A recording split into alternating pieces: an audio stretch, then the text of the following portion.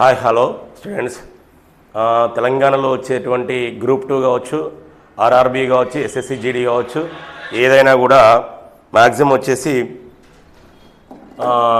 Classes ఈ జరుగుతాయి కాబట్టి వీటికి సంబంధించినటువంటి class. Hi friends, good morning students.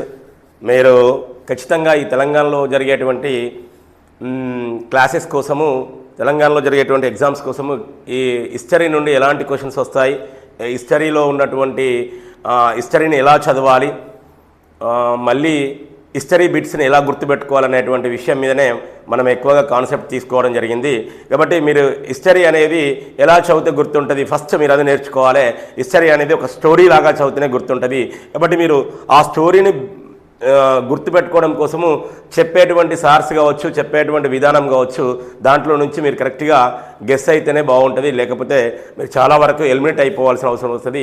Students చాలా జాగ్రత్తగా హిస్టరీ క్లాసెస్, హిస్టరీ అనేది సబ్జెక్ట్ చాలా డెప్త్గా ఉంటుంది, చాలా లెంగ్తీ ప్రాసెస్లో ఉన్నటువంటి సబ్జెక్ట్ కాబట్టి దాన్ని మీరు క్యాచ్ చేయాల్సిన అవసరం ఉంటుంది. కాబట్టి మీరు ఖచ్చితంగా చదవాల్సిన అవసరం ఉంది.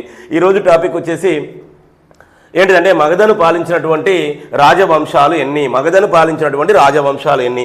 మగధను పాలించినటువంటి రాజవంశాలు అనగానే అసలు మగధ ఎక్కడ, మగధకు సంబంధించినటువంటి విషయాలు ఎక్కడ ఉన్నాయి, అసలు మగధ అనేటువంటి సామ్రాజ్యం ఏది, ఇది జనపదం. షోడశ మహాజనపదాలు.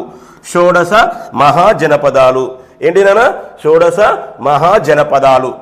ఈ షోడశ మహా జనపదాలు ఎక్కడ వెలిసినవి ఫస్ట్ తెలుసుకోవాలి. షోడశ మహాజనపదాలు అనేది ఎక్కడి నుండి స్టార్ట్ అయినాయి? షోడశ మహాజనపదాలు అనేటివి వేదకాలంలో స్టార్ట్ అయినాయి, ఆర్యవర్తనాలలో స్టార్ట్ అయినాయి. ఎక్కడ స్టార్ట్ అయినాయి?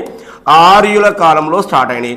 ఆర్యుల కాలంలోనే వీళ్ళు ఆర్యుల యొక్క సంపద ఏంటిదిరా బాబు అంటే పశు సంపద. ఈ పశు సంపద ఏ రాజుకైతే ఏ రాజుకైతే ఎక్కువ సంపద, ఆవుల సంపద ఉంటుందో అతన్ని ఏమనంటే రాజన్ అంటారు. ఈ రాజన్ నుండి ఈ రాజన్ ఏం చేస్తాడంటే ఎక్కడ ఉన్నటువంటి చిన్న చిన్న ప్రాంతాలను ఏకం చేసుకొని ఒక గణాన్ని స్టార్ట్ చేస్తాడు.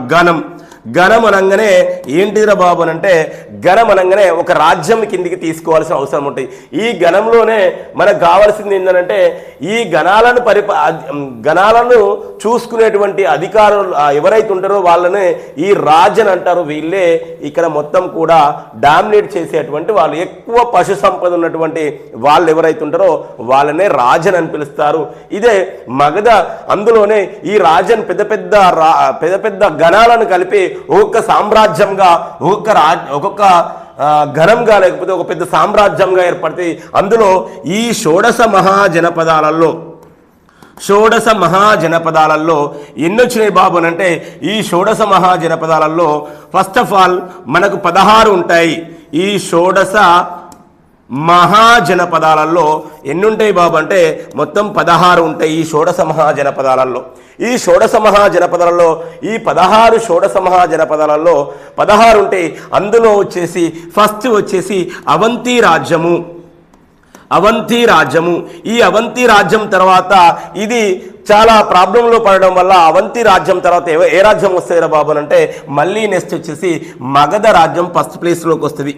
ఈ మగధ ఎవరైతే ఈ మగధను పరిపాలించేటువంటి రాజవంశీయులు ఎవరైతే ఉంటారో వాళ్ళే ఇక్కడ భారతదేశ చరిత్రకు మెయిన్ ఆధారంగా తీసుకుంటారు. మగధ రాజ్యాన్ని పరిపాలించే రాజులు ఎవరైతే ఉంటారో వాళ్ళను చాలా వరకు ఎక్కువ మొత్తంలో వాళ్ళే డామినేటెడ్ పర్సన్గా చెప్పుకోవచ్చు, లేదా వాళ్ళే ఇక్కడ కింగ్ అండ్ కింగ్ మేకర్గా కూడా చెప్పుకోవచ్చు. కాబట్టి మగధను పరిపాలించినటువంటి రాజవంశాలు ఎన్ని బాబు అని అంటే ఈ మగధను పరిపాలించినటువంటి రాజవంశాలు 5 మొత్తం.